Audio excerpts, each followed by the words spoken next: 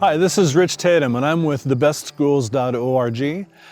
I'd like to welcome you to these interviews, and this is the first of 3 with Henry Gradillas, who was the principal at Garfield High during the events depicted in the film Stand and Deliver. This is a very interesting interview, and if you're interested at all in education and teaching, I think you'll find this fascinating. Henry spent some time in this interview talking about his childhood and the events that inspired him to become a teacher and to dig deeper academically and to have a better vision for his life and what he could accomplish. He also spent some time talking about his military service and the things he learned in the military that helped him become a better teacher and some of the principles that he brought from military training into the educational system. I think you'll find Henry a very inspirational teacher, and if you are a teacher yourself, I think Henry would make a great mentor for you and someone to learn things from, and we hope that these interviews do exactly that. I especially want you to listen to the story near the end of the interview where Henry talks about teaching to the bell curve and why that can be disastrous in real life and what he prefers to do instead. Thank you, and please enjoy the rest of this interview. My name is Dr. Henry Gradillas. I've been in education almost all my life. I got started when I was in high school. I would tutor kids in high school, especially in chemistry and physics. I was also given special permission while I was in high school to return to my junior high, where I graduated from, and assist those students that were eventually going to be coming to my high school. I've been working in this all my life. When I went into the military, I also continued to teach. As a military instructor, I was teaching survival skills in the battlefield for many, many years. And when I moved from the military into civilian life, I went back in and got a master's degree so I could continue with my educational pursuits. I also continued to educate other students, got a teaching credential, was involved in my first teaching assignment was at the same junior high where I graduated from, got a job teaching horticultural science, landscape design, very interesting course for young kids. And therefore, I finished that, went on to the high school, resigned for a while to go into farming. I had a tremendous opportunity of working 1,000 acres of peaches, a fruit ranch that was fantastic in Northern California. And I worked that for several years until it was sold. And I didn't want to continue working in that area. So I was given an opportunity to return to teaching.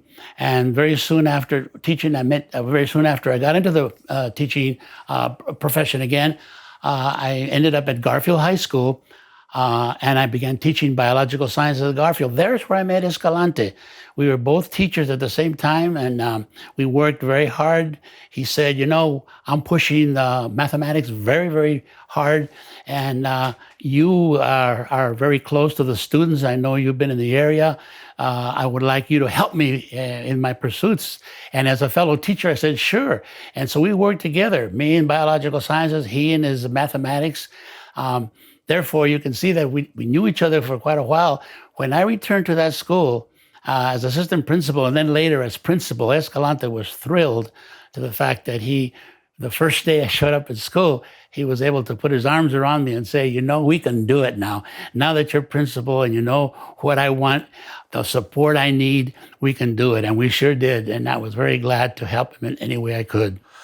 So when you entered into the military, you were in the Army, correct? Correct.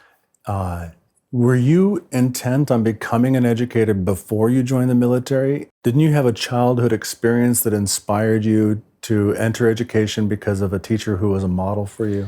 Yes. To me, it was looking at the difference in culture, the difference in economic standing in my community where I lived in East LA. And I wasn't satisfied with the way we were living. But I didn't know anything else because I hadn't friends or individuals that could actually show me other than what I saw in movies and what I heard. But I had a very influential teacher that in science that I respected an awful lot.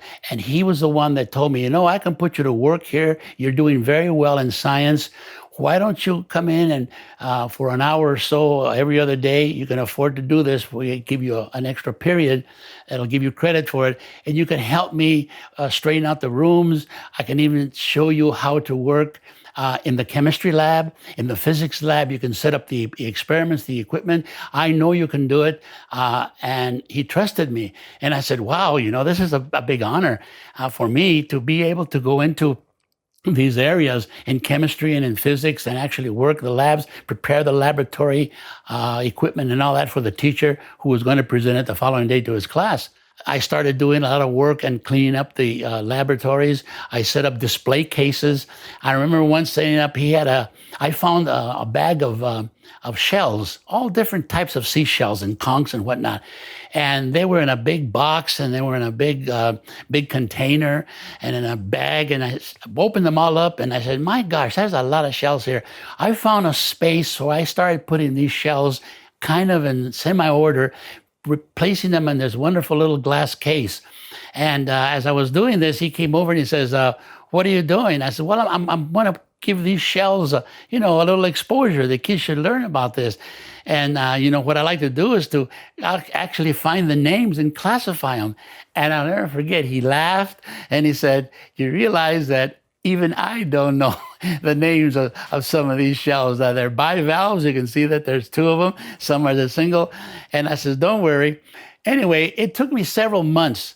And every one of those shells were identified by me. We were able to set them down. And he was amazed at that. He said, this is wonderful, because I don't have the time to research this, but apparently you did. Well, we got so close that what happened is he said to me, I'm doing something in my home. We're going to paint our house. And I wonder if you could drop over on Saturdays, every Saturday, if you can do that, and help me in gardening, help me to scrape the paint off, help me with the outside landscaping. And so we can get our home, painted and refurbished and fixed. I haven't had the time, but you're good at this, and I trust you. You can do it. I said, sure. And so I had to ride my bike. He lived in North Hollywood, a very nice, exclusive place. Every once in a while, I would take the trolley car, but most of the times I rode my bike, and it was quite a ways. And I'd get there and I'd park my bike and I'd work and I'd do whatever he had me doing, cleaning up and painting and spackling in places and planting new plantings, cutting trees, pruning. I mean, it was a good job. So I kept going there. And after about the second month, particularly when the summer came, I had more time, so I could actually go there during the week. And we worked very hard. In fact, he introduced me to a fellow across the street that said, I could use Gradillas here. You seem to have a nice hard worker. So I was introduced to a couple of people in the neighborhood and was actually working for them. And it was a wonderful experience. I saw the way they lived. I saw the beautiful homes, the landscaping, the wide air, the wide streets, totally different from the little barrio in East LA with shacks and little houses and stuff. And one thing that really happened that changed my whole outlook on life with him and was the fact that I went in one afternoon. I was working with him, and he normally fed us lunch. His wife came out, and I have sandwiches and some kind of juice or Coca-Cola or something. Anyway, what we did was we worked very hard. He said this one time: you cannot wash up for lunch in the washroom, which was a laundry room. You can't really wash up there because it's not functioning. It's stopped. But you can use the master bedroom. You can use that. It's inside. It's on a separate system. So I walked in. God went down this long hallway, past this beautiful bedroom. I mean, I've never seen a bedroom like that except maybe in the movies. And the bedroom was fantastic. I walked in there, walked into the bathroom, and that was my biggest shock. The bathroom you could live in there. It was a bathroom so large, it had towels, purple towels that said his and hers, and several wash basins. I know there was a shower, and I know there was something like what we now call a jacuzzi or a hot tub or something. My gosh, I mean, a whole family could live there. And the toilet itself was set apart. I mean, I remember my experience in my home where I was living. We had a little closet. That was our toilet, and only one person could use it at a time. And when my sister would lock it because she didn't want anybody to come in there, I had to pound on the door. We had cinder blocks made of, cinder blocks made of cement. And that's what my dad used to make a little tub. And if you got out of it the wrong way, you would scratch yourself. We had a shower head where you go to the Crest at that time, the 5 and 10 cent store, and buy one of those shower heads that you plastic-like rubber that you stick on there. That was the shower. And what a difference. It bothered me. Well, anyway, I was too emotionally messed up to try to use the towels that were there. So I washed my hands, and I guess went like this and got them dry one way. I started to go out, and he says, everything okay? I said, yes, it's a beautiful restroom. As I was walking down the hallway, I noticed a room, and it looked like his kid's room. And I said, is this your son's room? He had a 7-8-year-old son. And I said, he said, yes, this is my son's room. I said, may I? Oh, come on in. The son had his own room. Can you imagine? His own room. I didn't have my own room. I had to sometimes sleep with my sister. I had an aunt. Sometimes my mother was sick and sit on the floor. We just didn't have what this kid had. I went in, and in the corner of the room, he had a train set. And there he had some closet, had several doors in it with mirrors, and you could slide those doors. So I slid one of the doors open to see. My gosh, he must have had 7, 8 pairs of shoes. He had boots, he had shoes for skiing, he had shoes for this, he had tennis shoes. I mean, I've never seen a kid that have so many shoes of all different kinds. And I looked at my own shoes, and I only have 2 pair. The work shoes that I had working for the teacher, and the shoes that I used for school, and that was it. Well, I looked at him and I said, this is amazing. So I just walked out down the hallway, and he met me down there. And as I was passing the last room, I said, "Oh, there's this a little room that you have here. Is this for your daughter?" Yes, this is my daughter's room. Apparently, he had a 4-year-old daughter. And as I went in there, she had a canopy bed with all beautiful trimmings and all. But I noticed beside the bed there was a type of bedding, we call it in Spanish una cuna, which was for a baby, a crib alongside the bed. And I said to him, excuse me, but are you expecting? And he said to me, no, why? Well, you have a crib right there, and obviously your daughter doesn't use it because she's already 4 or 5 years old. And he looked at me and he says, that's for her dolls. And I said, for her dolls? And he said, yes, that's where she plays. This is a crib for her dolls. And I just remembered right then and there, my sister, when she was born and she was brought in from the hospital, we did not have a cuna for her. We did not have these kind of settings. I remember her for the first 2 or 3 weeks, she slept on the bottom drawer of this huge dresser. I remember my mother would pull it out at night, and there were the blankets, and there was a little pillow, and there's where my sister slept until we were able to get something for her that was more appropriate. We didn't have the money. And here this teacher has this crib for dolls. This upset me. Anyway, when I went back home, I told my dad, I said, Dad, why must we live like this? Why can't we have a little more? And he said to me, that's why I don't like you going and working out of the barrio here and going out to rich people's homes. I said, but he's my teacher, but he has money, right? I said, well, yes, he's got 2 cars and he's got a boat in the marina and he has all this and that, the other. And he says, well, if you continue to complain, I am going to forbid you from going and getting work outside of your barrio. It's just changing your attitude to the point that we have to understand this is the way we live. I'll do the best. And I knew my father and my mother were doing the best they could for their kids. And it was wrong of me to kind of feel this way and say it to him, but it can be helped. There's different ways of living. And I looked at that and I said, that kid has a room of his own. When will I ever have a room of my own? When school started again that Monday, I ditched this class. I did not go to this class. I just didn't feel like seeing him again for a while. Anyway, for 2 or 3 days, I missed. And finally, I think it was the 3rd day or so, he came looking for me, found me in my schedule and found my book and called me out and said to me out, he says, what's wrong? And I told him, I don't know. it just bothered me to work for you and knowing you have all this and knowing what I have. And he said to me, he says, why don't you work as hard as you're working now and get what I have? It isn't that difficult if you have the courage to do it. I said, what do you mean, the courage? I said, I have these cars. I own this beautiful home. And he took out his wallet and he says, here, you see, this is my certificate that says I can teach. Not only does it say I can teach, I also have an administrative credential that if I want to become an assistant principal, I also have an athletic director. Can be an athletic director, and I do help out. These are pieces of paper that tell me I can work here at the school and I could earn this amount of money on a monthly or weekly basis, whatever it happened to be. He says, and my wife, she has some too. And hers is CPA. She's a certified public accountant. She works doing taxes. So because of this piece of paper she has, she could make X amounts of money and dollars. And then we could live to the point that our kids can have whatever they need. They can have their own room. They can have anything they want because we have the money, because this gives it to you. You too can get something like this. And I said, where do you get something like this? I mean, what do you have to do? And he says, you got to get top grades at this school.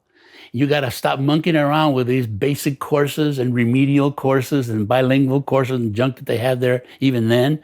And he said, you got to start taking these high-level courses. Well, I tried. I said, I work in the physics and chemistry labs, and I went to my counselor and said, I want to take the course because I enjoyed setting the things up and chemicals and mixing. And they had these static machines that you turn and you get shocked. And the teacher explained what static electricity was, how when you walk down a rug and you touch it, that's static electricity. He talked about lightning. I said, I want to take this course, but my counselor said, I'm not in that track. I am in a vocational track, where we took wood shop and I made a shoe shine box. Isn't that wonderful? A shoe shine box in East LA for Latinos. That was a good, strong project. And I said to her, but I don't want to make shoe shine. I want to take physics in case. She says, nope. By that time, I already was in 3-year high school. I already was a sophomore, and my following year was going to be junior. So there was only 2 years left. And she said, besides, you don't have that kind of time. You'd have to take a year of physics, a year of chemistry. You have to take a whole year of algebra, a whole year of geometry. They were very basic.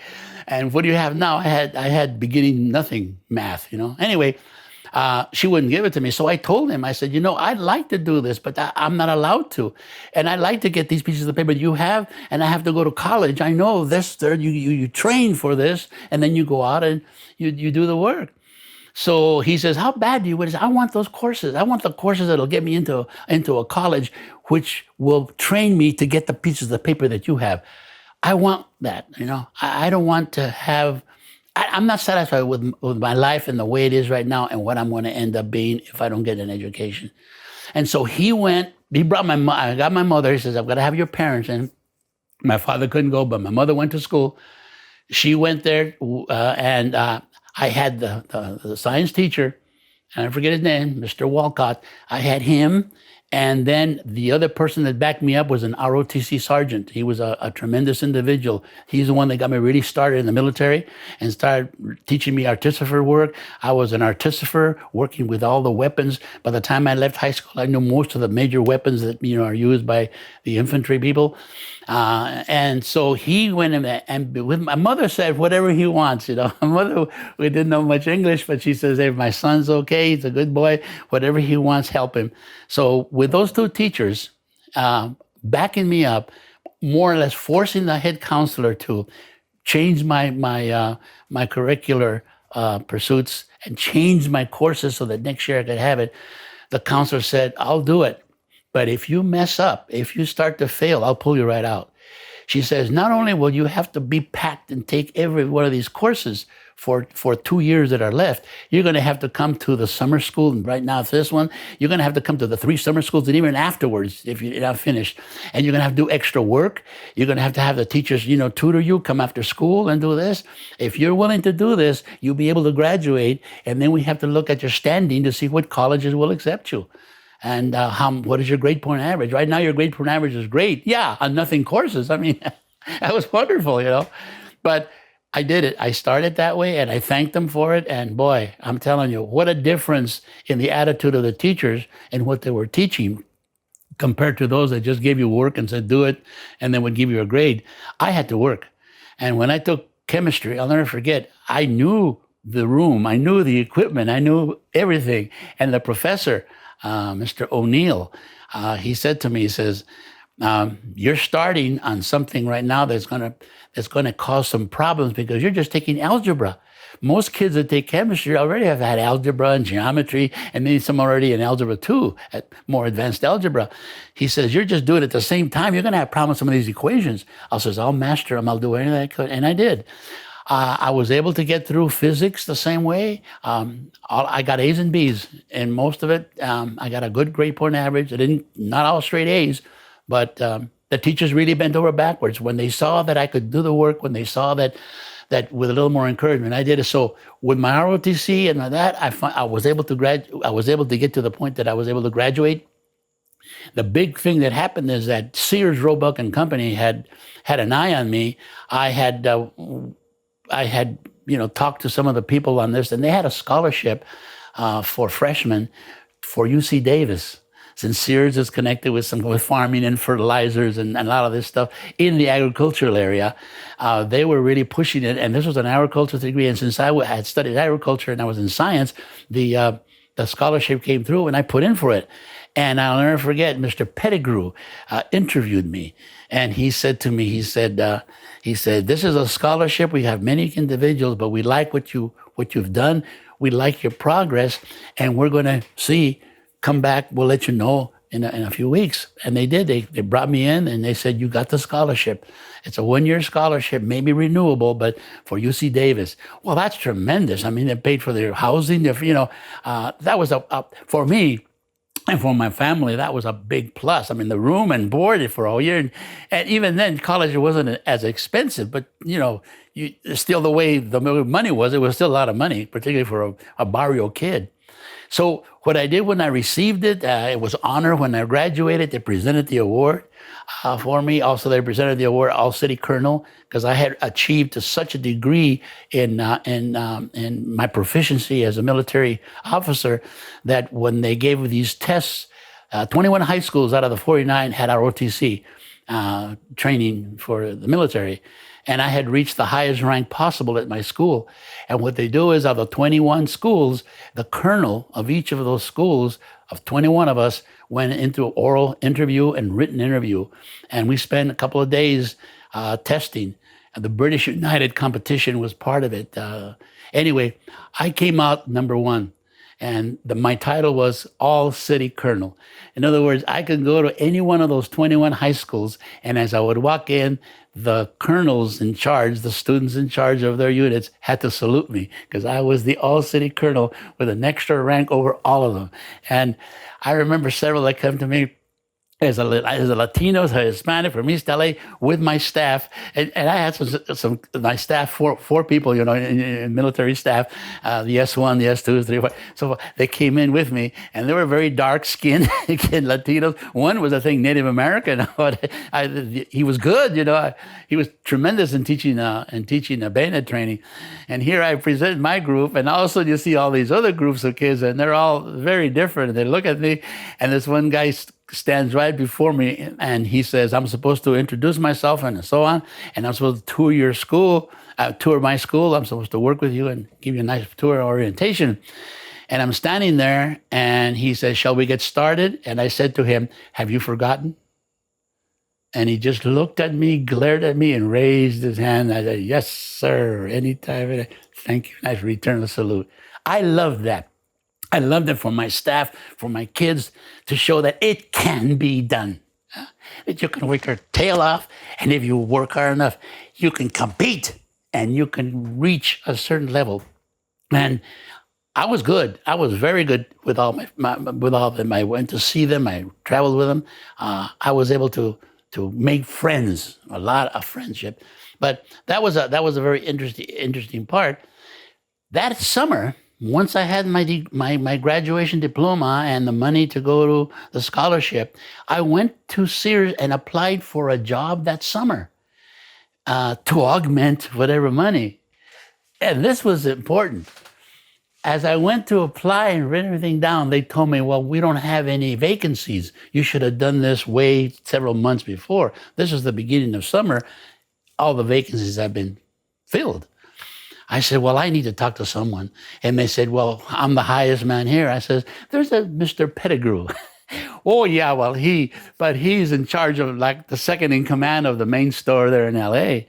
And I said, I would like to speak with him. He said, well, you're going to have to make an appointment. I said, I'd like to speak to him now because I know he's here because I just talked to him a month ago and he's the one that gave me a scholarship. Oh, so you're the one that got the scholarship. Well, we'll see. Well, they went on and about 15 minutes, 20 minutes, I was brought into Pettigrew's office. I sat with him and he says, nice to see you again, Gradillas. And I said, yes. He says, what? I said, I want to thank you personally for the wonderful, wonderful gift of the scholarship. I mean, this will be a tremendous plus to me and my family. Because of this, I would love to have a job for these 3 months before school starts in September. I could augment it. I could get working for Sears and whatnot. And he looked at me and he says, well, you know, they tell me all the jobs are filled, but let me check. He says, I'll put you in a place where you can really make the money. It was the warehouse, one of the biggest warehouses in LA for Sears, the main warehouse of Southern California. All the ships empty into there, and from there, they break up into San Jose, all the different parts. This is the main hub of the Western Hemisphere. And I said to him, oh, it'd be great. He says, the pay is fantastic, and you'll be working alongside some top people. I said, fine, I can start right away. He said, well, I'll put you in tomorrow. I'll get your name and all that. And I went there, and it was fantastic. These were, you fill all the orders in Sears, and this for you. And I worked so hard there that I was given overtime. I was brought in on Saturdays and even Sundays and holidays because of my work ethic. I would produce more. In fact, I produced so much that some of these kids would tell me, slow down, you're messing us up.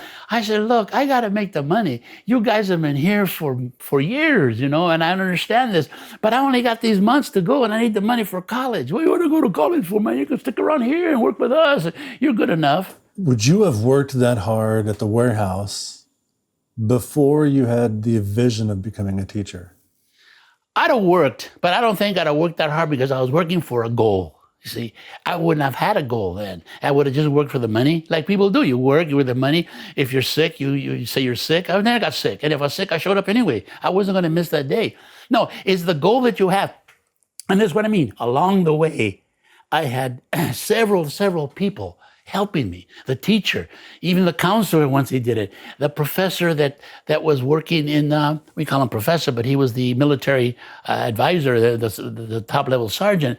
I had many people that were working, helping me to move. And this help, I could see progress. I could see a goal. I wouldn't want to disappoint them, you know. And my parents said, fine. My father said, I hope you do. You can go to college and whatnot, have to work. Look at me. And he showed me his messed up hands. He was a carpenter, you know, and all this. And it was something that I had to do, and with encouragement. That's why when I teach now, when I work with kids, it's encouragement. It's pushing them. I was in my computer just lately talking to kids that have been graduated. And one kid says, I just stuck to it like you said, and I'm getting my degree in engineering. And I said, that's great. Another one called and said, you know, you threw me out of school and I came back and you told me that if I messed up one more time, that if I did what I was doing, you would permanently move me from this school to go someplace else. And I held in there. He says, now I am a CEO of a small little shoe shop company down in south of San Francisco, south of LA. So how do you inspire a goal? How do you help children who don't know anything about the broader world outside of school and like you in your barrio? How do you give them a vision of something that they can aspire to and reach for that is beyond their understanding? That's the hardest thing. But when I look at kids, I try to understand where they're coming from and how much of a dissatisfaction they have. And you can see this. Kids will act out against teachers or whatnot because they're not satisfied for something.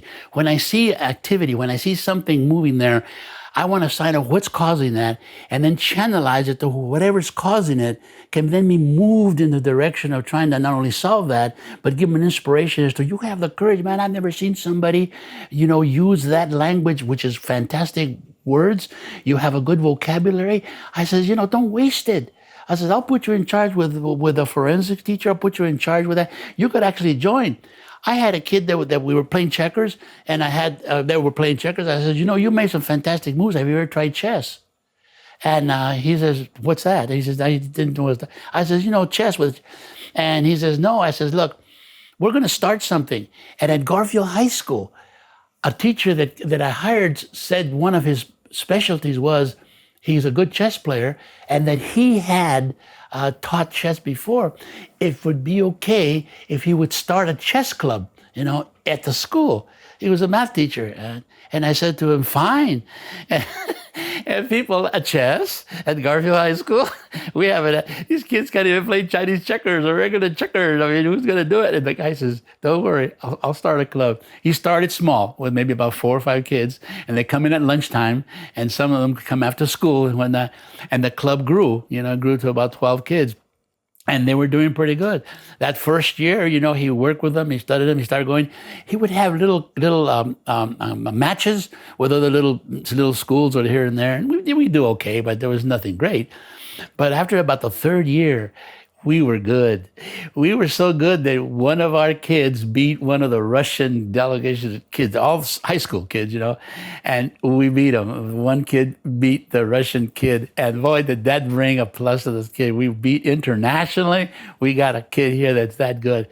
You see, you just start something. You look, and all of a sudden, when you see another kid do it, say, why don't you join the chess club?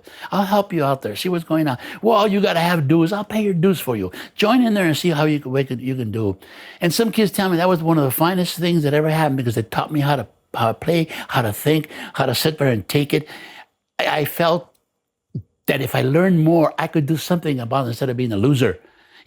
That's how you inspire. You see what's wrong with a kid and you work with them, and eventually you have to keep at it, but you have to help.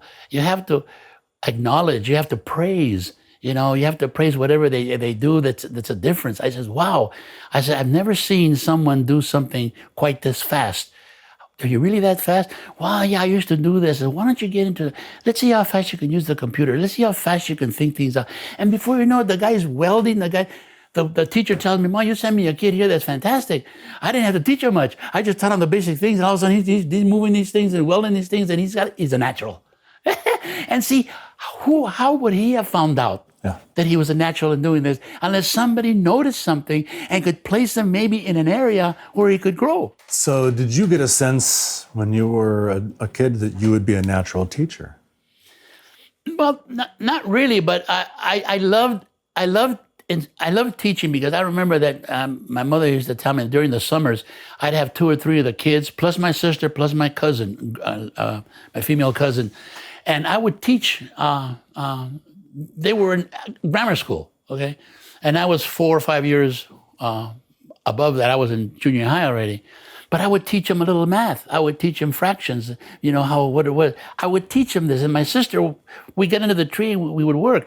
And we wouldn't do any, they wanted to play cops and robbers and guns and whatnot. And I had the pistols. And the Red Ryder, I had the Red Ryder BB guns. And my mother didn't want us to use the BBs in there. But and I had the pistols, the revolvers and all that. Tom Mix, I mean, you have so many. Roy Rogers, the belts. There was a big time there in the 40s.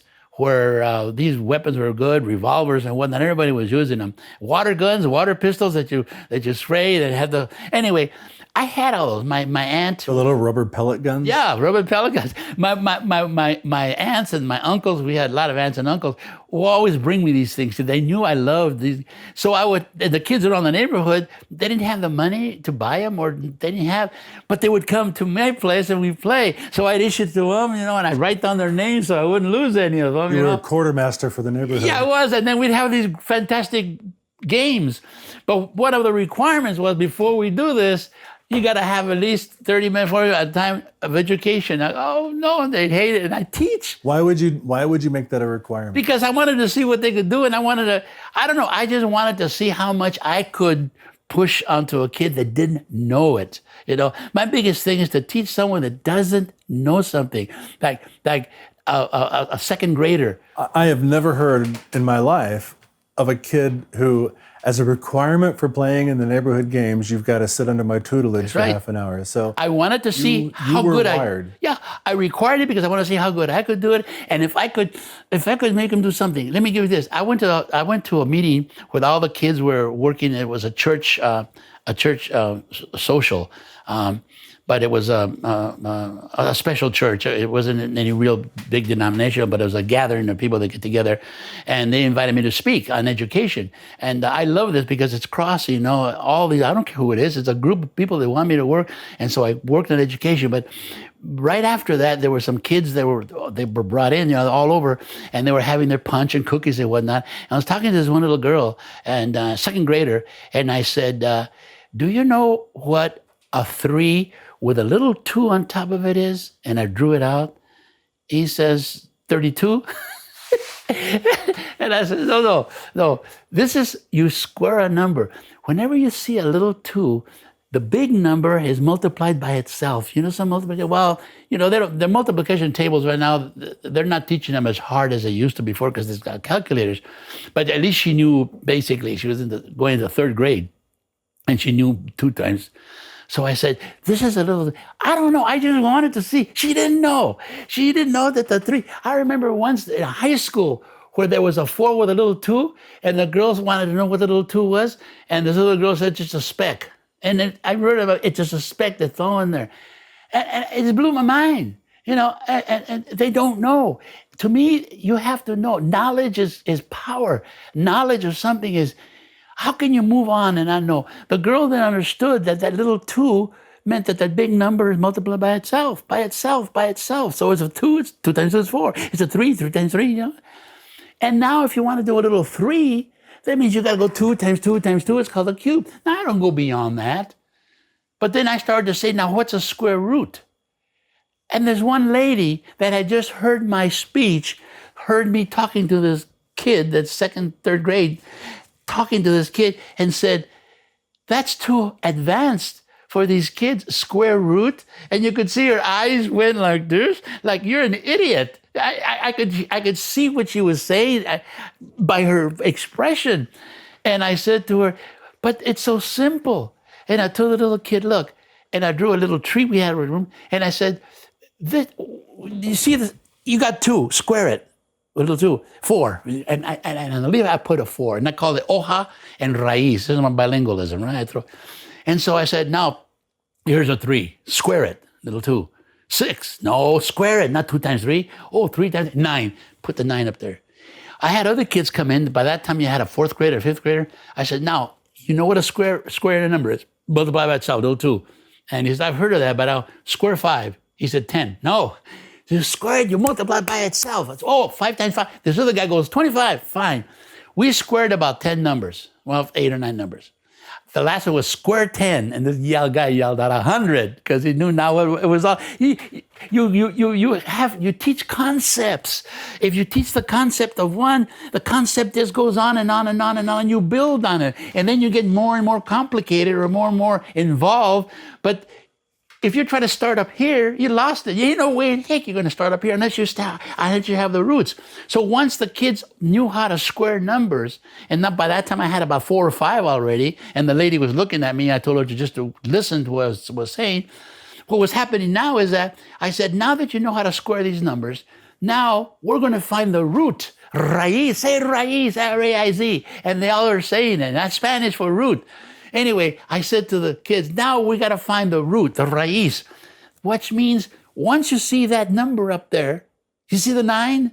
What numbers did you use to get that 9? Give me that one number that you multiply by itself. And the girl hollers 3. That's the square root of 9. It's the root. It's the raíz. You guys, remember, you told me 100, right? What's the square root of 100? And he goes, 10.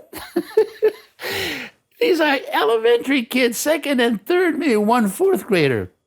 I mean, I enjoyed that. And I did. I enjoyed showing them something that they could use on and on. It makes it easier then when they take a class, and it's just, I don't know. And the teacher, the lady who looked at me says, well, I guess if you put it that way, they can learn.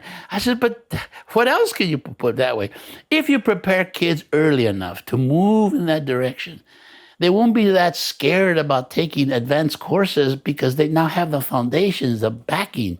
So is there a difference between expectations and requirements? Because you can have heavy requirements for students to learn something, but if the teacher's expectations are low, the students may not rise to the challenge of the requirements.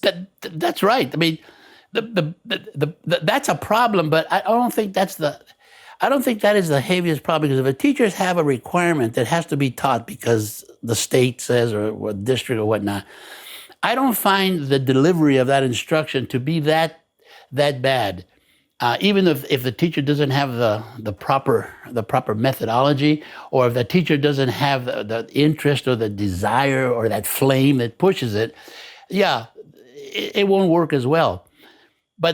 And that's a problem, and I agree. But that's not the main problem. The main problem is that they're not teaching it. Those courses and classes and skills are coming far too late, or they're just totally absent from a certain group of kids because of who they are, because of their background, their training, their heritage, their culture.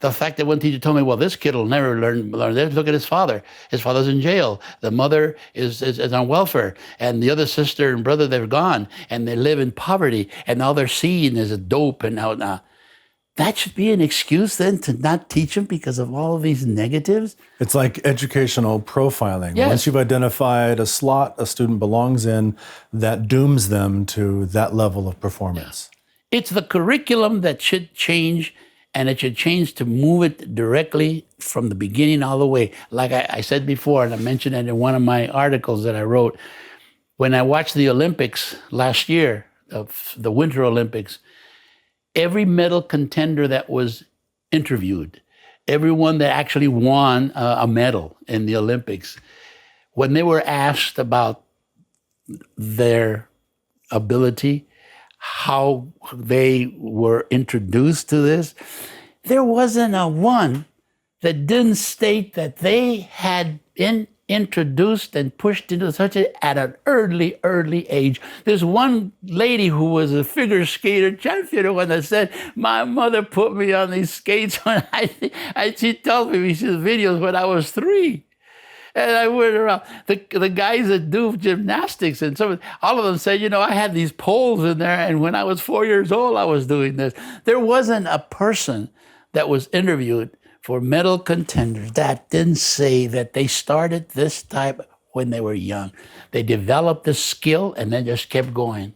So you taught your neighborhood kids, yes, as a result of just being innately interested in seeing what achievements your peers could make. Yes. Then you went to high school and you were challenged by a teacher to aspire to something greater and reach for those teacher certificates. And so you changed the course of your educational career in high school.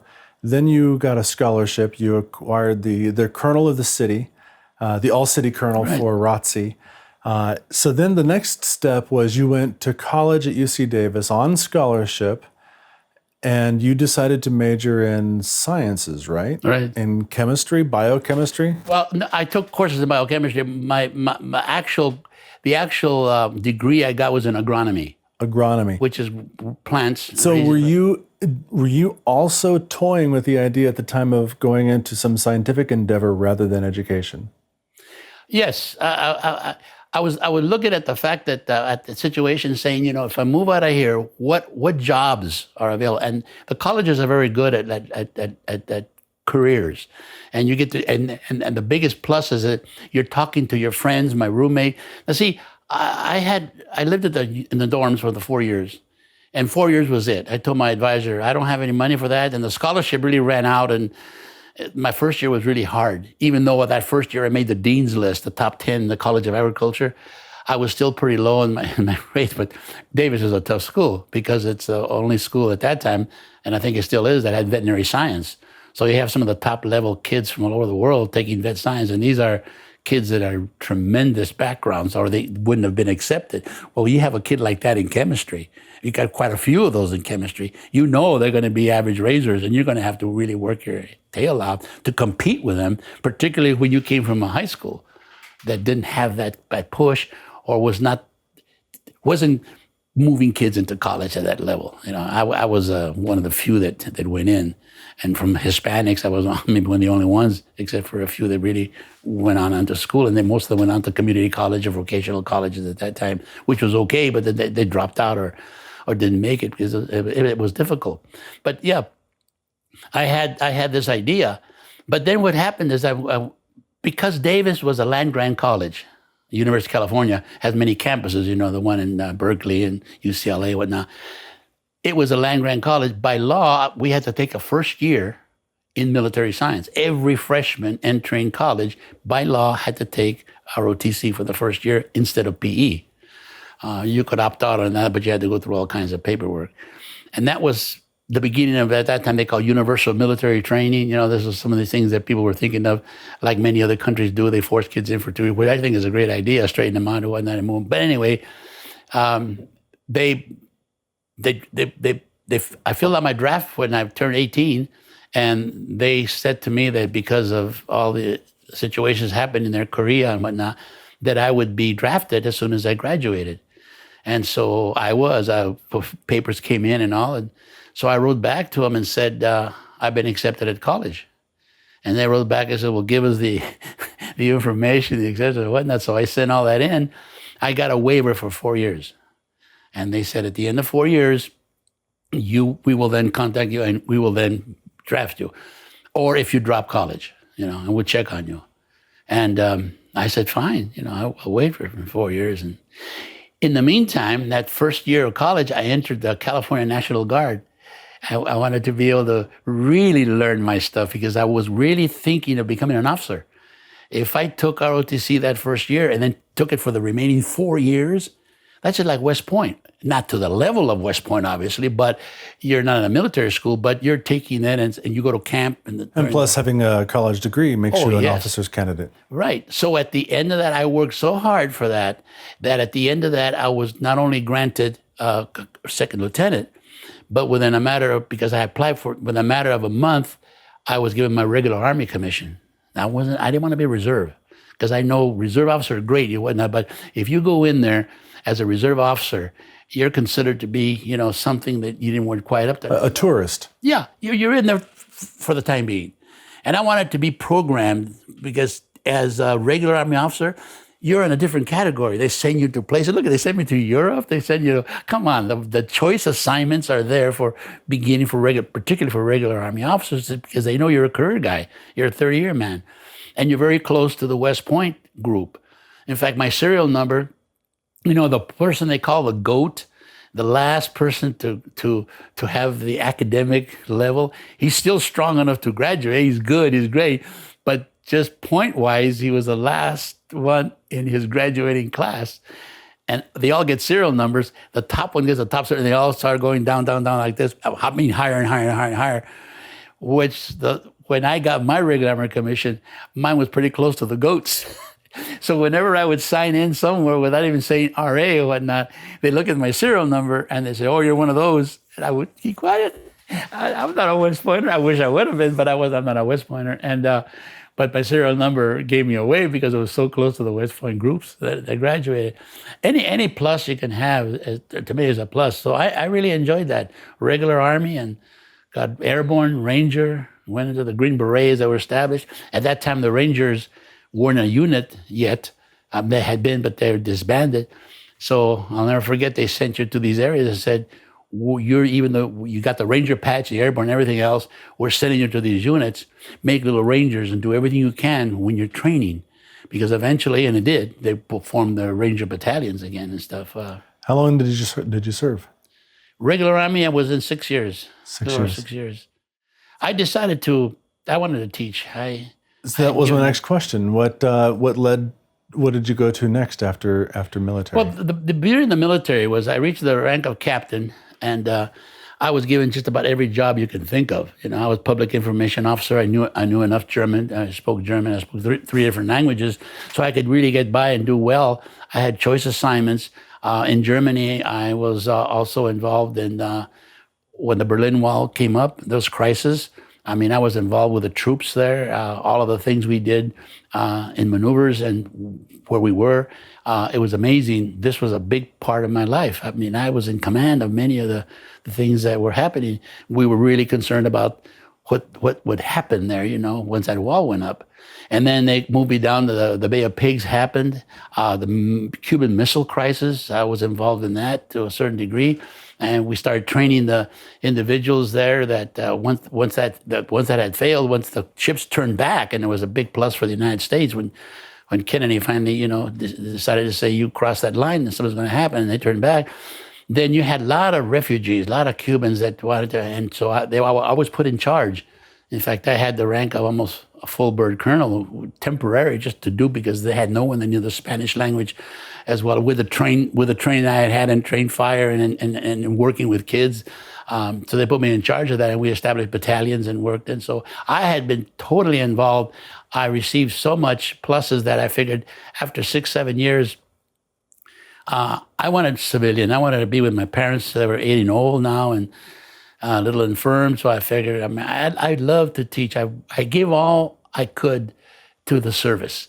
And I even applied for Vietnam. And they turned me down because I didn't know French. And at that time, they were sending advisors down there. That was early. That was very early. And they were only looking at field grade officers on up. So lieutenants and captains and whatnot were not considered for that.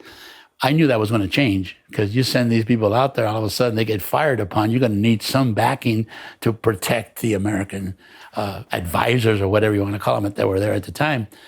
So about 6 months later, they asked me if I wanted to reopen my application for Vietnam.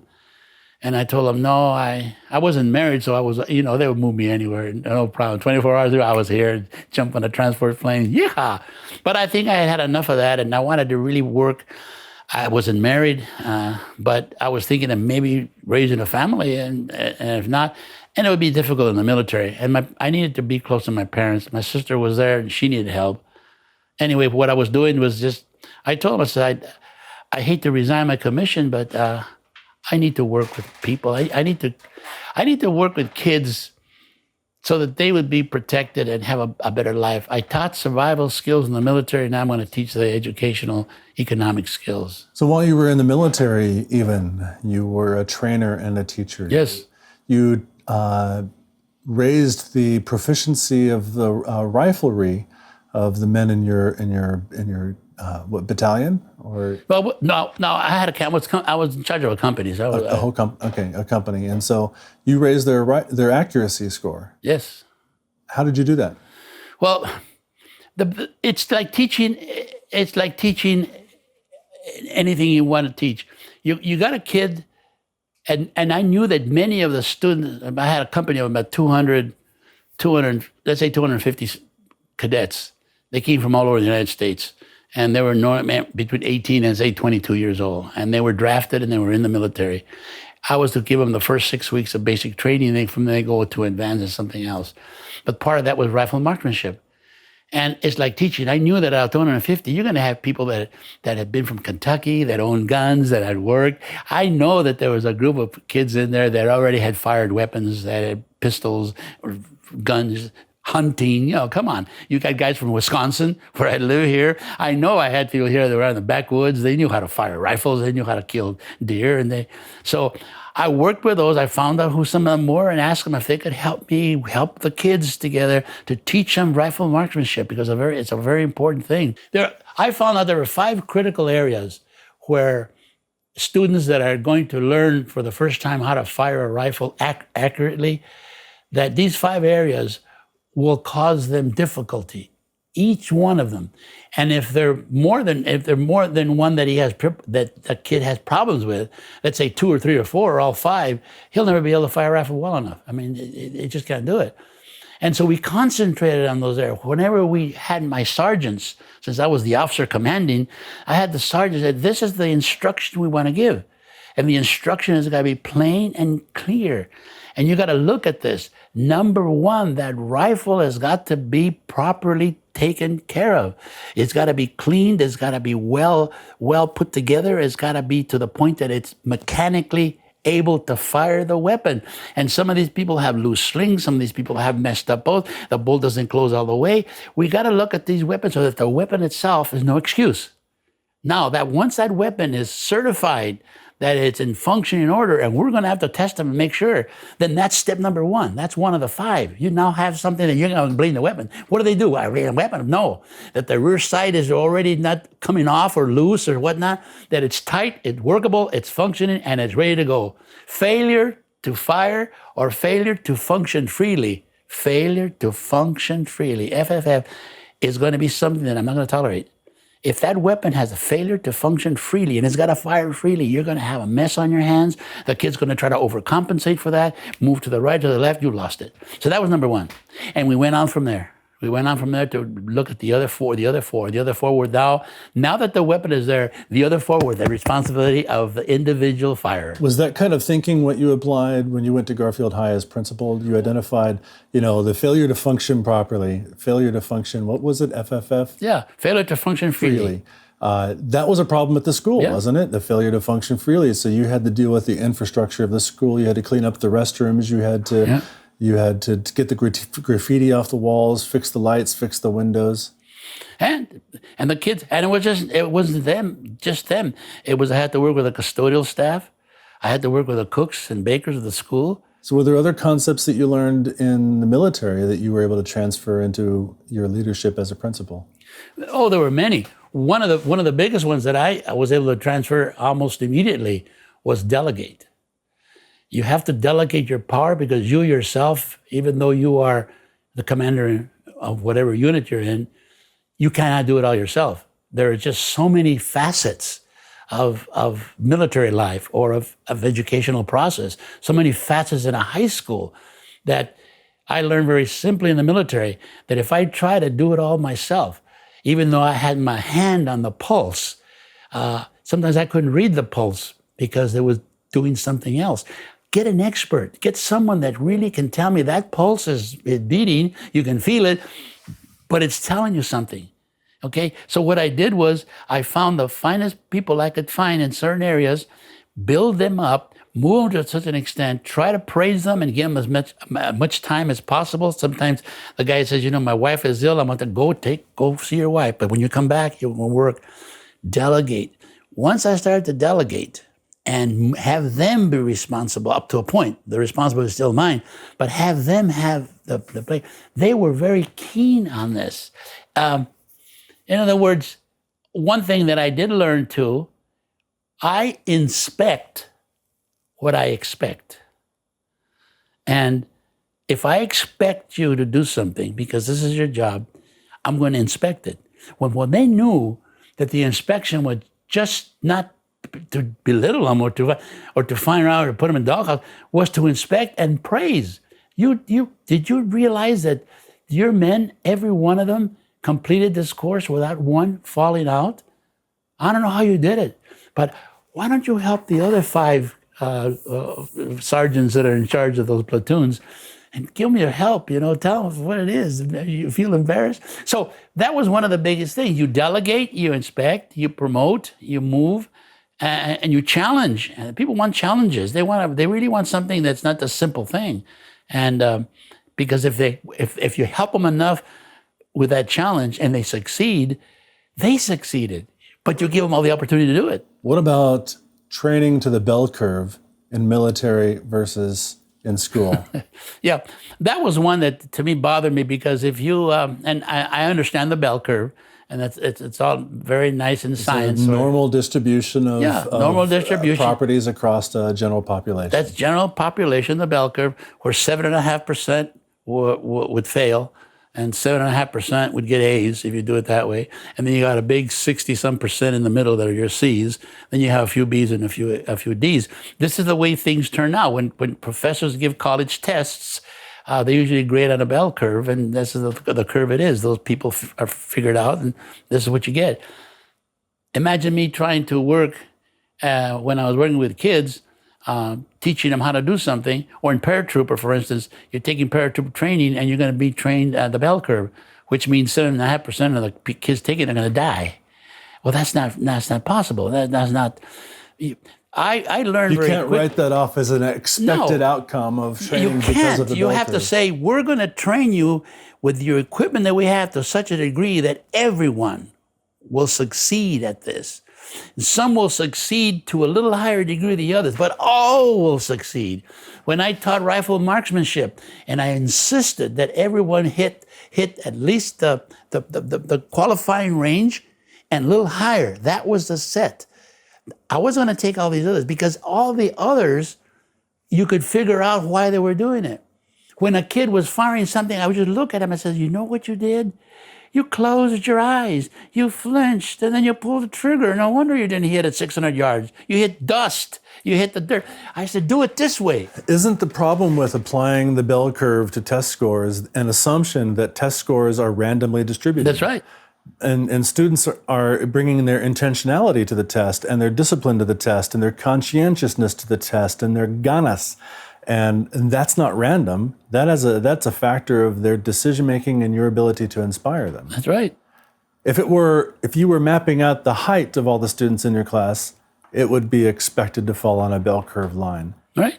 But doesn't involve their life. No. Or their future endeavors. So why have academics applied the bell curve to things like test scores? Because those aren't random. I don't know. Is it because they're able to write off responsibility for the outcomes and say it's the bell curve?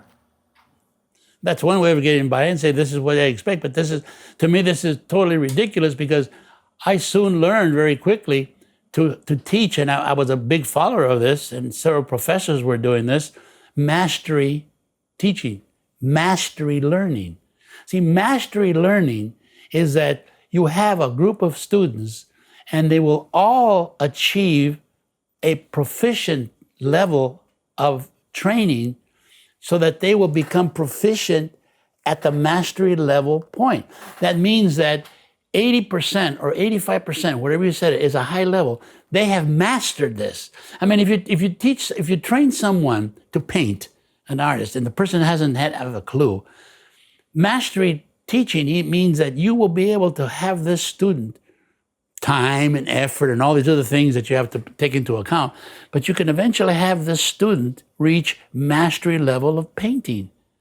And some will become Picassos, some will be at such a high level, but all of them will reach. And imagine this, when I was in Germany and I would go to pick up, before I was company commander there, and I would go pick up the payroll to pay the company, turn it over and pay them. And it was in cash, and it was in German money. It was all because they lived in Germany and they needed German money. And we had some US money in case they needed some of that. But I would have to go and pick up thousands and thousands of dollars. I mean, you have a company of 200, 250 men, and they all get pretty good pay.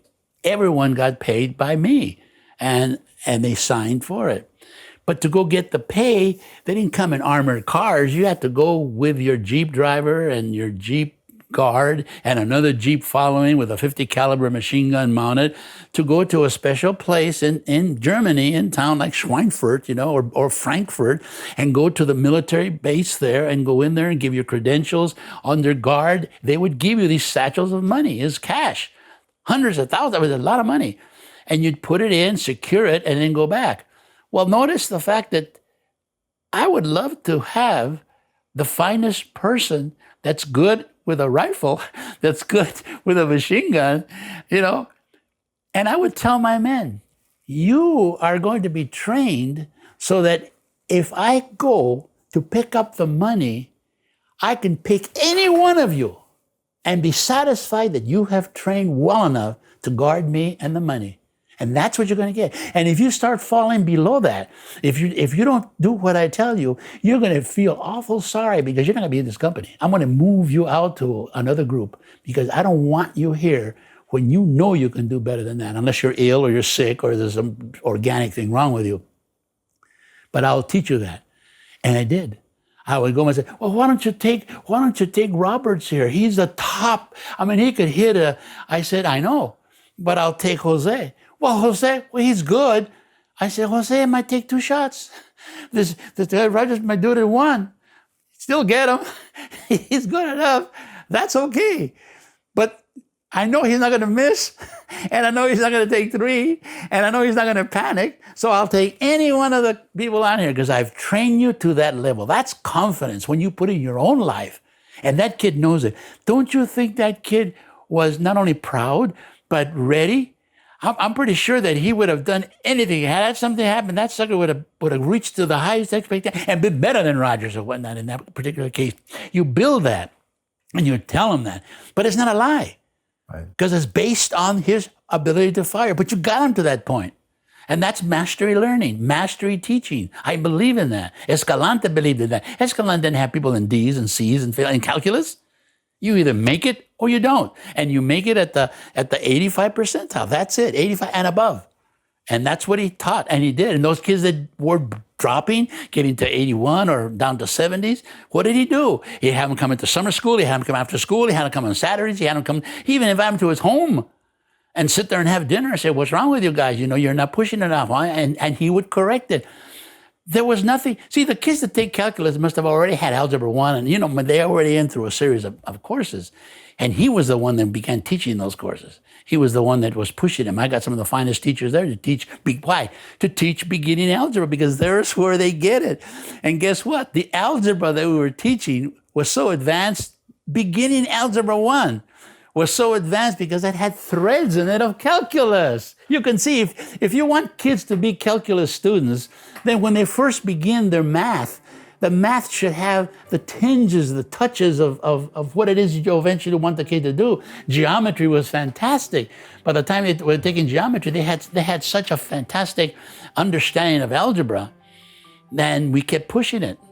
And most of the pushing that we did was just to get them to the point that they could succeed at the mastery level.